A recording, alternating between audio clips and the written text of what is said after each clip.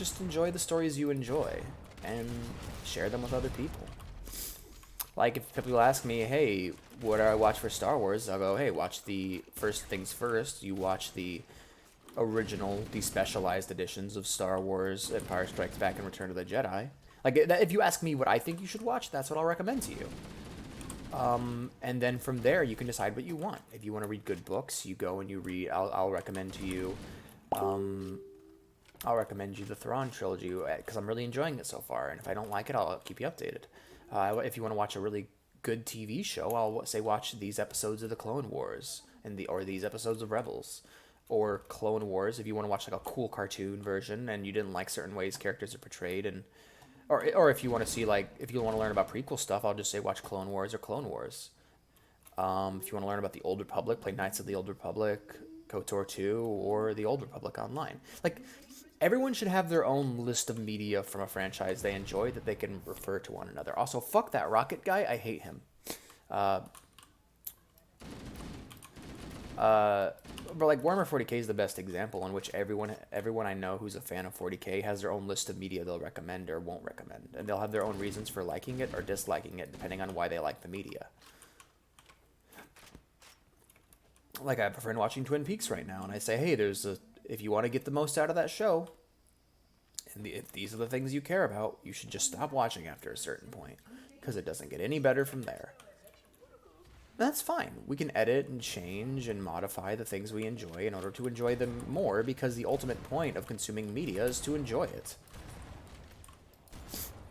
Like, if you're the kind of person who can't handle spiders, right? And spiders, like, give you a deep primal fear that upsets you on a certain level, yeah, remove those spiders. Fuck it. If you play Dark Souls, and this is gonna be the one that would upset somebody who's a fan of Dark Souls if they ever watch this video, because no one ever watches my videos. If you're a fan of Dark Souls, Dark Souls' world and characters and boss design, but you don't like dying so much, feel free to summon help. Or if you just want to play the game with your friends, feel free to summon help. Or maybe modify some values to make the game easier. Give yourself like infinite lives in Sekiro if you want to keep playing. It's all about making the game the most enjoyable experience for you. If you want a hardcore, difficult experience in a game, you should be allowed to make the game more difficult. If you want an easy time in a game, you should be allowed to make the game easier. That's fine. Nothing wrong with that. However, if you want the intended experience, you're just gonna have to give yourself over to whatever the developers want for you, and that's okay too. Like, I don't understand, like, somebody playing through Dark Souls 1 on easy mode or on a hypothetical easy mode doesn't make the game worse for me. It doesn't devalue my achievements, because I know that the game that I played was much more difficult. And that's okay, and that's awesome. That's great. I achieved that, and they didn't. Or like someone doing a speed run. If they want to speed run the game and not actually pay and ignore half the mechanics in order to get the fastest run possible, that's fine too. Nothing wrong with that. We just need to learn to chill out about these kind of things. Not even about like, I've heard things like gatekeeping, but like, that's the kind of thing. Is if you played through the game on easy mode, if you played through the game of Dark Souls 1 on easy mode and you want to talk to me about game mechanics and shit like that, just don't, I guess. Not saying that you're wrong, but there's a strong likelihood that you're not going to know what you're talking about, because you wouldn't have been required to engage with those mechanics. Same thing goes for Kingdom Hearts 2. Like, if you played through Kingdom Hearts 2 on normal, then, like, what kind of conversations are we going to have as like, if I have someone who played it on critical and only plays it on critical, what kind of conversations are we going to have? Meanwhile, I have a friend who plays Devil May Cry and doesn't learn any of his combos, doesn't worry about style at all, and just plays the game like it's Castlevania or just a normal hack and slash. We can still talk about the story and stuff. We can talk about how difficult certain boss fights were, but when it comes to combos and those kind of mechanics and distorted real impact and learning the mechanics of learning the mechanics of style and getting far in Bloody Palace, I mean, this person's not likely going to have a lot to offer me. And that's okay. Nothing wrong with that. Let media I always, I think that media should be whatever people want it to be. If you don't like, if you think a movie's bad, make the effort to edit it to make it better. If you want, if you like I would love to see somebody do like a phantom edit of all the sequel movies and try to make them into better films by incorporating other material that would make the stories better. Or maybe somebody could take the novelizations and rewrite them to make them superior. Who knows? And maybe then someone else will find those novelizations and that'll be the thing they like. Who knows? But what matters is that the media is enjoyable to whoever picks it up, and that they can personally enjoy it. I think I've rambled on enough about this topic, and I've covered enough ground.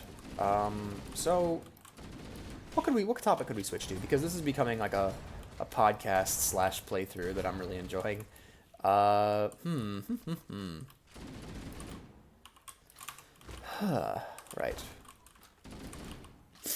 I guess I could talk a bit about Fall of Reach and things I enjoyed about it. I enjoyed the Spartan training. I enjoyed finding out how Spartans were made. That was one of the things I enjoyed about the book. Getting into the details and the nitty-gritty of how the Spartan program worked. And just seeing how Master Chief and his team and Red Team were made. I thought that was pretty neat. Hearing all their different personalities. But ultimately, Red Team has the same problem as Nova Team in Reach. And it's that you don't get to spend enough time with them as people. See, you can still write a story about super soldiers and have them be people.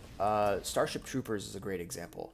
Starship Troopers is a game all about, is a book talking about the novel Starship Troopers, because the soldiers in the movie are fairly normal people, but in the novel, the Starship Troopers are like powered by drugs and hypnotism and like really cool power armor. But you spend most of the book just hanging out with the main character. I forgot his name, Hispanic fellow. But yeah, you spend most of the book just hanging out with him, getting to know him. And him being a super soldier is cool, but it's secondary to ultimately who he is as a character. It's the same reason why Halo 4 works. Because we've spent 3 games just getting to know these people as people. Even I only spent 1 game getting to know them. I had only played Halo 1 at that time, but I know that Cortana. I know who Cortana and Chief are, as simple as it is, and seeing them put in this situation where they are suddenly much deeper characters, that's great. But Chief in the book in Fall of Reach isn't really that interesting of a character. He's kind of boring. I mean, he's a video game character, but they didn't really add enough to his personality to make me really care in the format of a book. I obviously care about Chief in the game because I'm playing as the fucker. If he dies, I die.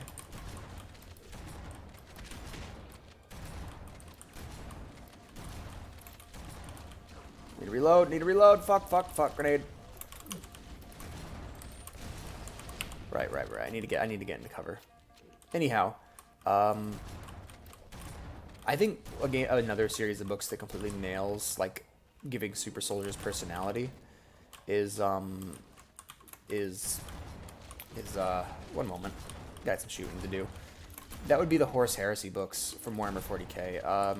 Those books do a fantastic job of just showing how even like the most intense fictional version of super soldiers, which are the Space Marines. I don't think there's any other kind of super soldiers in fiction that are as over the top and like modified as them, because like not only are the Space Marines are the Adeptus Astartes and Warhammer 40k, not only are they super soldiers, like nearly demigods, but they're the most intense version with they're the most powerful for obvious reasons. They have to be. It's the 40k universe.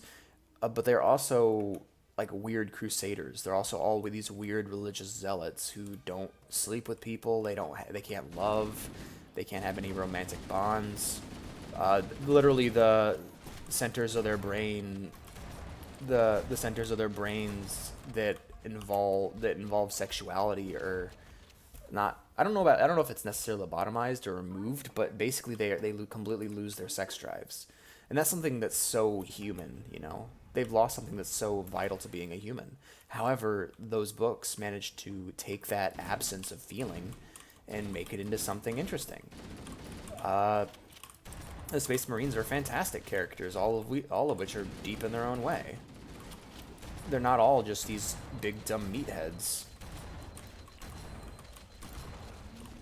I'm not saying that Nova Team and Noble Team and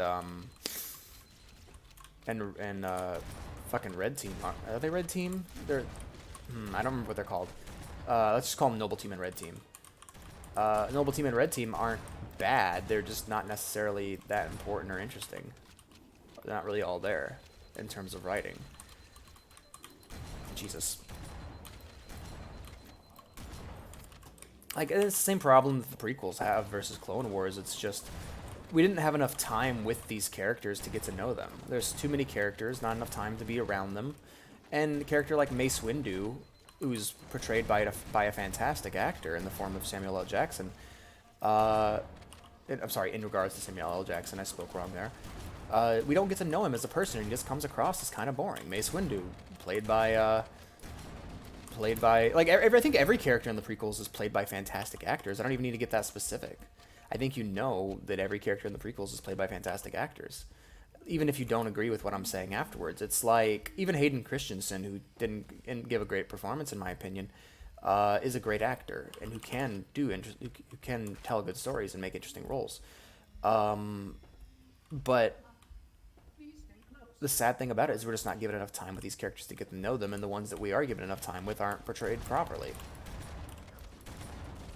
Meanwhile, Clone Wars nails it because you get to spend a lot more time with Anakin and Obi-Wan and become super familiar with them and enjoy them a lot more. Like, you get to realize what they have the same thing going on with it's the same thing going on with the Space Marines, where a lot of human experiences such as love or sexuality are completely removed from them. And you can still write an interesting story without that, as long as you take the time to properly characterize each individual character and make them feel unique. Like Mace Windu in the Clone Wars, both versions, is amazing. They took a couple scenes involving this character, specifically like the beheading of Jango Fett, and that's really it. Actually, the beheading of Jango Fett actually informed that character a bunch and showed him as like this no-nonsense, brutal, ass-kicking Jedi, who not only is that, but he has a way of doing things that sometimes the other Jedi don't agree with, or he has a way of doing things that he feels regretful about. Like, he actually feels regret for killing Jango Fett, and that's more than he got in the prequels. That's for goddamn sure. Or Anakin, you know, he's transformed into a character who's they take his motivation of preventing people from dying at any cost, and they put him up against the Jedi, who are a religious organization with their own motivations and goals that sometimes don't align with his. And yeah, just from there you have interesting stories and characters. And I think, extrapolating off my original point, which was Red Team and Noble Team aren't that impressive as characters because they don't take enough time to characterize them. It applies to them too. Maybe in another novel, Red Team is going to be a fantastic group of characters that I just fall in love with. But as of now, no, not really. They're kind of nobodies. Same thing goes for Noble Team. Maybe there's a book about Noble Team I can read that portrays them to be much better characters. But as of the game, I don't really care about any of them except for Noble 6. And the only reason I care about Noble 6 is I'm playing as a female Noble 6 and she has a really nice butt. And she's a player character, so she gets away with not being that interesting. Like, if Reach was a co-op game and we were all playing as those characters, we wouldn't really care all that much, and we'd cling to whatever we heard or saw because they're our player character. You don't have to put that much effort into a player character. That's why people love Chell and Gordon Freeman, because any little hint of their personality is something that we can build off of because we're already projecting onto them. They are already us. That's why the Persona characters end up with so much personality. Even the Avatar, like your basic main hero character who never talks and is a silent protagonist. Whenever they show personality from them, gets projected upon them. Or fucking the Doomslayer. Like, they took a Doom guy who's a nothing character, and they didn't pull a BJ Blazkowicz where they actually characterized him, but they gave him a little bit of personality here and there, made him quiet, reserved, and they showed him to be this fucking hulking rage monster of just hatred while still, you know, fighting for humanity. And it's not that much personality, but it's enough for us to project upon and create an interesting character in our own minds. So that's my biggest problem with Reach and Fall of Reach is they don't take enough time to characterize Master Chief and Red Team. Or they do, but they don't really use it for much of anything. He's just kind of boring at the end of the day. Maybe I think Chief has the opposite problem where they were afraid to add to the character. He's like exactly how he is in the games, but that doesn't really work for a book. Or the planet Reach, the titular planet of Reach. Why should I care about the death of that planet? I've never been to Reach. I don't know any characters that live on Reach that I care about. Halo Reach had the opportunity to do that for me, and it didn't. Fall of Reach had the opportunity to do that for me, but they didn't. Should I sympathize just because they're humans? I mean, there are plenty of stories in which I don't sympathize with humans. I mean, I didn't sympathize with the Empire in Star Wars. But I sympathize with the Rebel Alliance because there are characters I wanted to succeed that lived in the Rebel Alliance. There's a really good line. There's a really, really good line in Guardians of the Galaxy that completely summarizes my problems with this.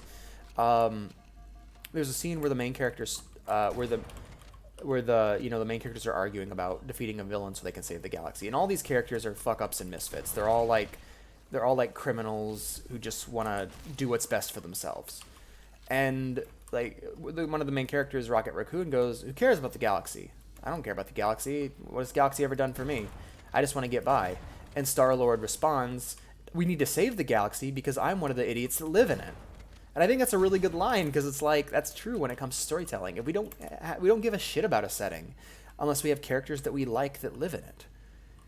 And actually, there are times where you can put a setting up against a character, and we will happily see that we will happily watch that setting get destroyed if it means that the characters we like get to live. The Witcher books are like, this happens in the Witcher books. This happens in the Eisenhorn trilogy, which is a fantastic trilogy of Warhammer 40k books, and if you're interested in that universe at all and want to read a really good series of books, I'd recommend them.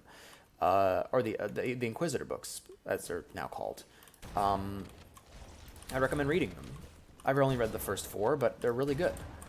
And they all each tell a good self-contained story about that setting. Well, that still connects.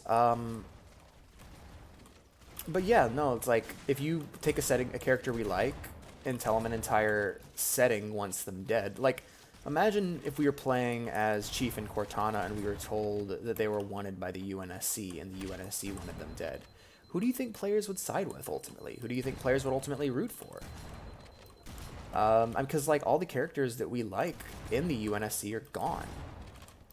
Like, at that point in the game, there's not a lot of characters that we actually give a shit about. And you just go, well, fuck them. Chief, you know, do what you gotta do to survive. Or Cortana, do what you gotta do to survive. It could have made for an interesting plot. But another thing you could do is populate that other enemy side with characters we also like. Like, Game of Thrones does this really well. Game of Thrones does that fantastically, in which on both sides there are characters that we adore and sympathize with. So we find ourselves confused and we don't know who we want to win, but we know we want our characters to do well. So you throw the core conflict of like North versus South in Game of Thrones aside, because at the end of the day, you just want Tyrion to be happy. At the end of the day, you just want Jaime and Jon and Daenerys. You want all those characters just to be happy because you like them. They're like your friends. Same thing goes for something like Berserk. I think Berserk is actually the best example that I should have brought up instead of The Witcher, or Game of Thrones, and that is this is a story about where the main heroes that we're rooting for are put in opposition of every other human being in the world. The villain made the world a better place. Sure, he's done horribly evil things to get there, and we got to experience a lot of those things firsthand and continue to, but he's created a better world for both the apostles and for human beings.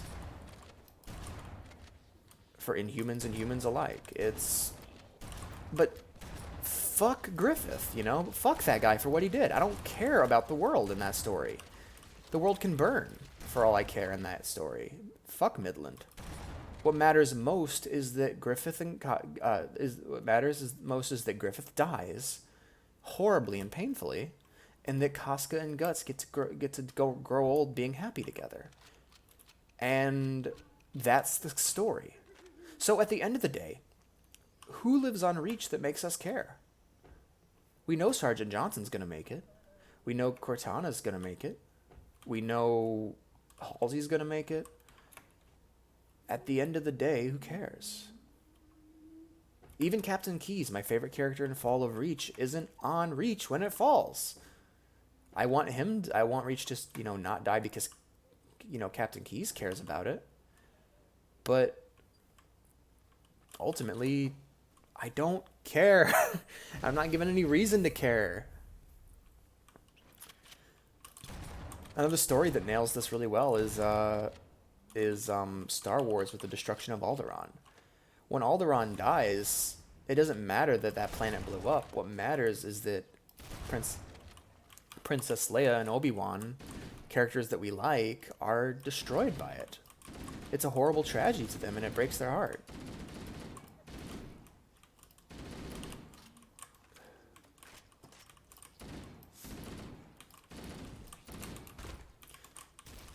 Darth Vader is a horrible, murdering bastard. Like, he's a genocidal, child-murdering monster who only exists to spread the influence of the dark side and to take over the galaxy for Emperor Palpatine. Why do we give a shit when Darth Vader dies? And that's because we like Luke Skywalker. We understand that Luke cares about his father despite all the things that his father did. He wants his father to be redeemed and, you know, have peace. Even if he's a horrible person. And because he cares, we care. Because we care about him. Thus ends my TED Talk on Fall of Reach. Yeah, I get off topic really bad. Damn. I hope these videos aren't boring for you guys. I hope you really enjoy them. Because that's why I'm making them. But Fall of Reach. Okay, book. A lot of the scenes don't need to be there. I would rather the entire book focus on Captain Keyes and Halsey. Everything involving Captain Keyes, Halsey, and Cortana are like my favorite parts of that story. I don't think Chief's all that interesting. I don't think Red Team's all that interesting. Yeah, pretty much. Halo Reach on its own.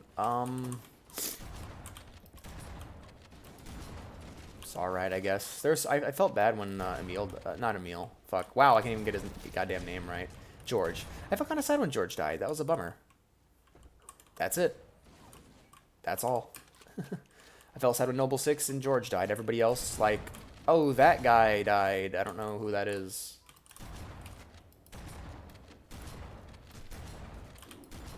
Drama wasn't there. I had no reason to care, so I didn't.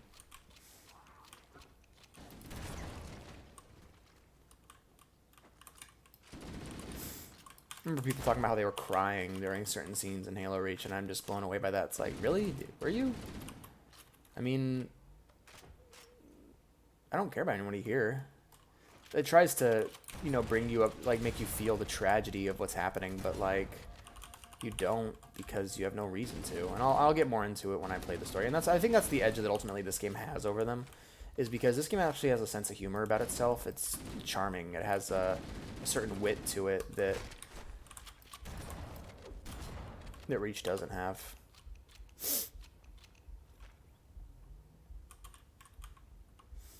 Even Halo 4, it's like, at least the melodrama gives us something to care about. At least we care about what happens to Cortana and Chief. We don't know what's happening in the story, and that's a complaint I hear from a lot of people. The background of the main plot makes no fucking sense. What's going on with the Didact and the Prometheans and the Precursors or whatever? I don't fucking know. I have no idea. All I know is that those fuckers are shooting at me while I'm trying to save my friend, and I'm gonna kill them all for it. That's all I need to know. I don't need to know what the motivations of the didact is or what's going on with this or that or the other thing. Uh, I don't care. I just want to help my friend. And at the end of the day, what matters most to that story is that. And yes, most of the, like, yes, all the background setting is nonsense, and yes, it really does fuck up Halo canon as it's been established so far, and yes, Chief's costume change is a pile of bullshit, and yes, the gameplay isn't great. But at the end of the day, I'm spending time with my friends, and I care about Chief and Cortana, and I want them to succeed and be happy. And for the story that's trying to tell, for the story that game tells, it achieves those goals.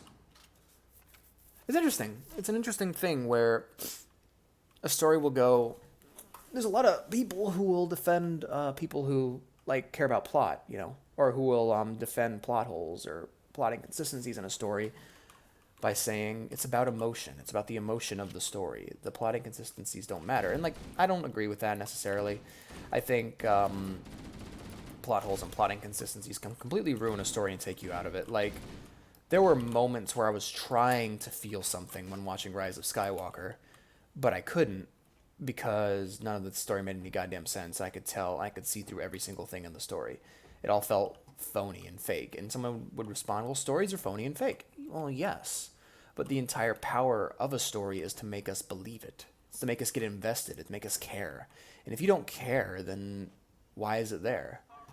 And I think the biggest mistake that Halo 4 made was trying to tell that kind of story again. Trying to tell a story about us versus, like, humanity versus aliens and Covenant. Trying to tell that kind of story again in a game. Maybe that shouldn't have been a game. Maybe it should have been a book or an anime or a movie. You know, that would have made for a really good movie. But the gameplay wasn't great. But I still enjoyed the story I was told.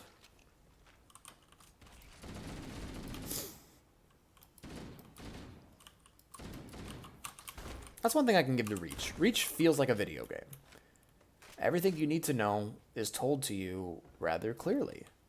Everything you need to know about the story is laid out for you. There's very few plot inconsistencies and plot holes in Halo Reach. It's well written, it's tightly written. But at the end of the day, I just don't care. And they didn't make me care. And that's a shame.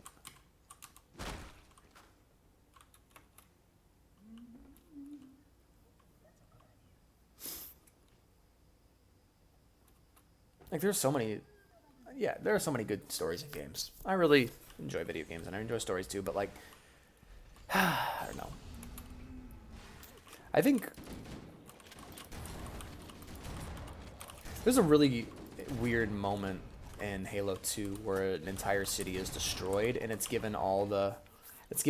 doesn't, like, the story just kind of rolls right on past it, you know?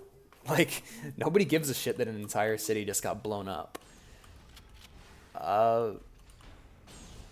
But it kind of feels like somewhat self-aware, because I don't care that the story got, you know, blown up. If there was a scene where sad music played as it rolled past the city and showed the destruction of it, I'd be like, okay, who are these people? Why should I care? I mean, I've seen destruction far worse than this in far more settings. But, like, for example, let's take, for example, this ties back into the point I was trying to make. I ramble a lot. I apologize. It's what I do. But, like, everybody remembers Avengers Infinity War, right? What if, rather than seeing all of our heroes, all the characters that we've fallen in love with over the course of, like, 20 films, I believe was the number, what if instead of that, we just saw random civilians turning into dust? Like some guy at the Starbucks suddenly fades into ash. The lady he's working with is like, oh no, that guy. Like, would you care nearly as much as watching, like, fucking Bucky crumble into ash as he's walking over to Thor? Spoilers, or over to Cap. Spoilers, by the way. I'm very sorry.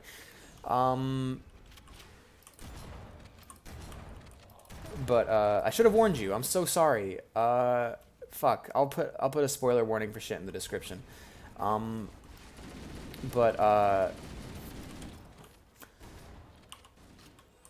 But yeah, no, you wouldn't care nearly as much if it just some random train conductor or taxi driver suddenly faded into ash. What matters is that there are characters that you care about that are being impacted.